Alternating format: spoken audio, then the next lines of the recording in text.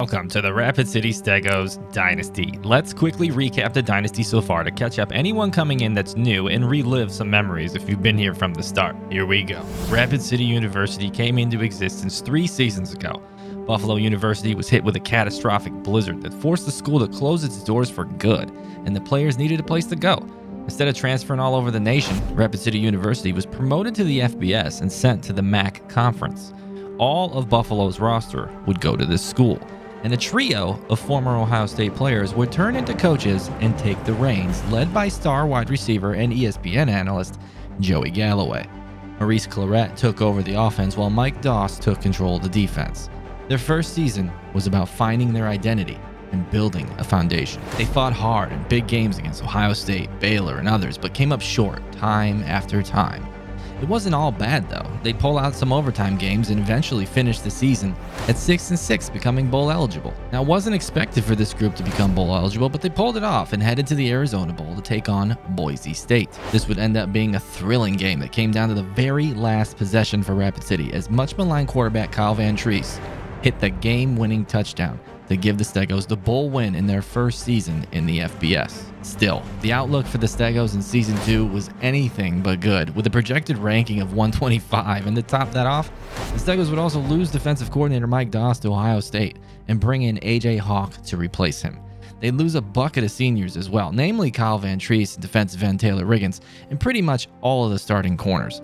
5 out of 7 corners on the roster heading into Season 2 were true freshmen, but they did have big-body Damon Williams to anchor that defense. Now, highly touted freshman quarterback Anthony McLaurin was given a red shirt to start Season 2 with Matt Myers at quarterback, but that would not last. Season 2 began with Rapid City ranked 109th in the nation, and taking on number 4 Michigan in Ann Arbor to start the season. They'd have some promising moments in this one, namely the freshman corner Michael McCormick, who stands at 6'5", starting the game with a pick 6.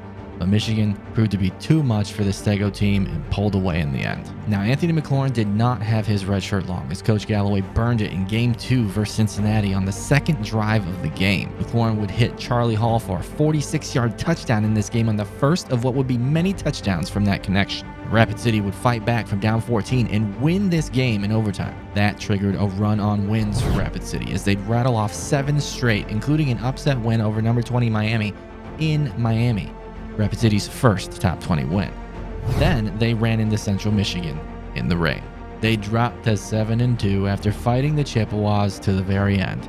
A hard loss for the team to take, but a motivator for the rest of the season. Akron would be up next and take the brunt of that motivation, getting thumped 41-18. Rapid City would take out Bowling Green in the snow the next week with their backup quarterback and set up a huge game with Kent State.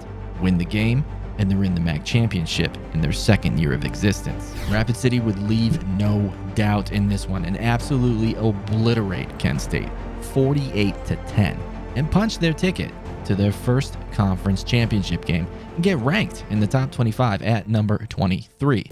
Now, a rematch with Western Michigan awaited them.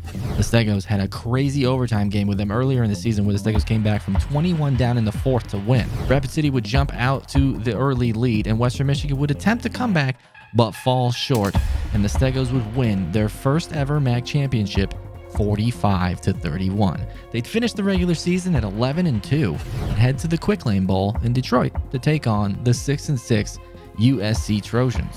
Now, the Trojans got dismantled last season in the national title game by Bama, but in the Quick Lane Bowl, they were in it to win it. This was a thrilling bowl game that saw Rapid City almost blow it. It was tied as Rapid City drove the field one last time and kicked a field goal to win as time expired. What a second season for the Stegos as they finished 16th in the polls with their 12-2 record. Notable offseason news would see Nick Saban and Mac Brown retire at the age of 70, and Rapid City's former defensive coordinator Mike Doss would take the head coaching job with the Ohio Bobcats after leaving Rapid City last season. More moves would happen as then Ohio State would swoop Rapid City's defensive coordinator again. A.J. Hawk joined the Buckeyes. Defensive coordinator Maurice Clarett would also take a head coaching job with the Toledo Rockets. So now 2 former coordinators are in the MAC coaching against Galloway. The offseason did have a bit of disappointment as top target Shine Valentine was being counted on by Rapid City to commit and to take over at quarterback. The kid decided to focus on baseball and on signing day, bailed. No matter, things were starting to look up for Rapid City as a decent class entered, and Rapid City was actually ranked 48th to start the season, a huge improvement on that 109th from last season. Now, Season 3 for Rapid City began with an FCS school coming to get walloped by the Stegos, and they would oblige and thump them 56-7. And this season also saw the hiring of sideline reporter and hot dog enthusiast Jimmy McJangles. He added a lot of color to these games. Now, unfortunately, Rapid City would travel to Death Valley next and get absolutely abused by the Clemson Tigers 48-24, and the very next week would have to welcome Michigan to the Tar Pit in the final part of their home-and-home series. This game would define the Stegos season. The Stegos would lose star quarterback Anthony McLaurin to a torn pectoral for 4 weeks and force backup Casey Case to take over. He'd step up, hit Cameron Laybon with a 44-yard touchdown pass to put Rapid City up at the half on the Wolverines, and man, Jimmy was having fun. Get hot, Jimmy. Hamburgers, hot dogs at the fan. Number 8 Michigan would go up early in the fourth, 16-14, until 4 minutes left in the game where RJ Myrick would run it in and give Rapid City the lead. Michigan would drive the field, and on 4th and 9 with less than a minute left, Roman Wilson would drop the first down catch, and the Stegos had the upset sealed. This would get Rapid City into the top 25 at number 23 with Notre Dame coming up next. Rapid City would keep that game close, and with 1 minute left, the Stegos would punch it in to tie the game. But they left too much time on the clock.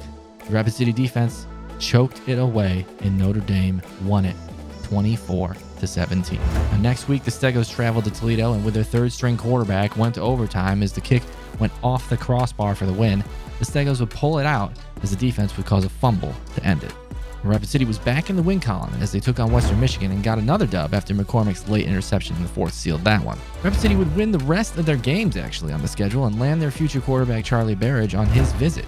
Perhaps the sweet revenge on Central Michigan from last season was the best win.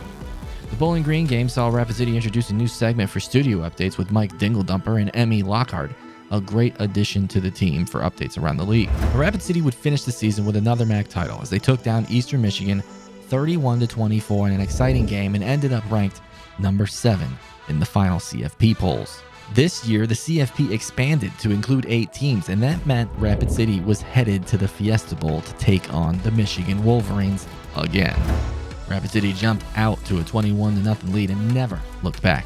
They dropped Michigan again, 31-21, and moved on to the semifinals to face Ohio State and former defensive coordinator A.J. Hawk. Unfortunately, this is where the season would end as Ohio State was just way too much for Rapid City to handle.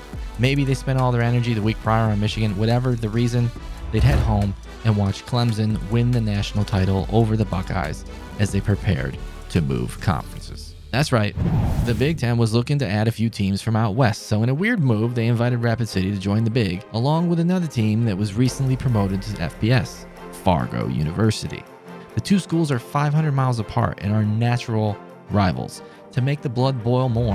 While Rapid City is coached by former Buckeye Joey Galloway, Fargo is coached by legendary Michigan Wolverine Tim Biaka-Batuka, who also has Tyrone Wheatley and Ty Law on his staff. Now, we head into Season 4 as a new beginning for Rapid City. They even raised enough money through donors to have a stadium built. Now, how will they fare in the Big Ten? I don't know. Will they head to another conference title game?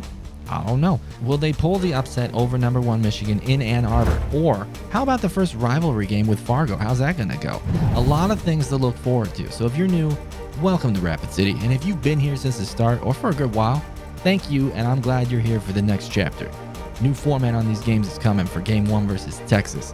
What was your favorite moment in the Dynasty so far? Let me know in the comments today. I'll see you in the Texas game. Go Stegos.